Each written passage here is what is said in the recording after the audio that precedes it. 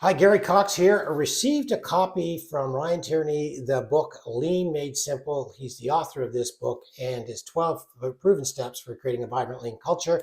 He owns a business over in Northern Ireland called Seating Matters, and he practices what he preaches. As a matter of fact, the whole book is about 12 proven steps that he's taken to take his company from into a lean world over the course of 10 years. And I think that's important to make note that wasn't an instant fix for him. This was a journey, and he was able to talk about that journey in 12 steps as he associates it with this book.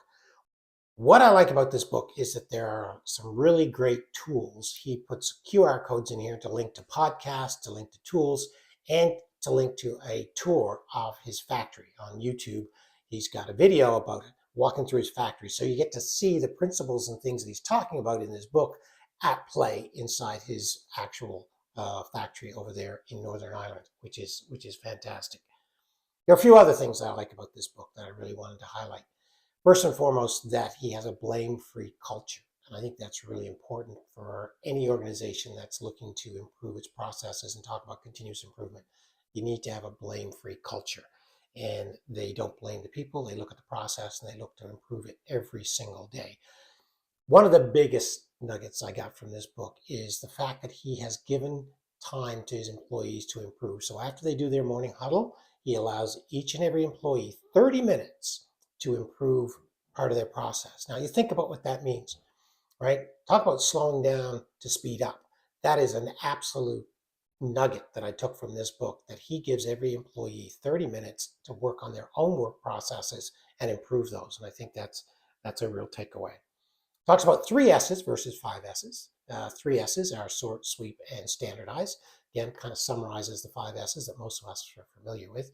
He talks about 3 E's. He talks about every process, every day, every employee engaged. And I love the way that he's got that, and he's kind of made that a bit of a mantra for his organization. Talks about total ownership. Every single piece of equipment, every single process has a process owner, and that actually is, they've actually got their name on the piece of equipment. They've actually got their name in their work center area. I think that's a pretty impressive way to do it as well. Talked about posting before and after videos of their improvements, which I think is a fantastic idea. If you're not doing that, that's something to think about, is how do you ensure that you're sharing your best practices?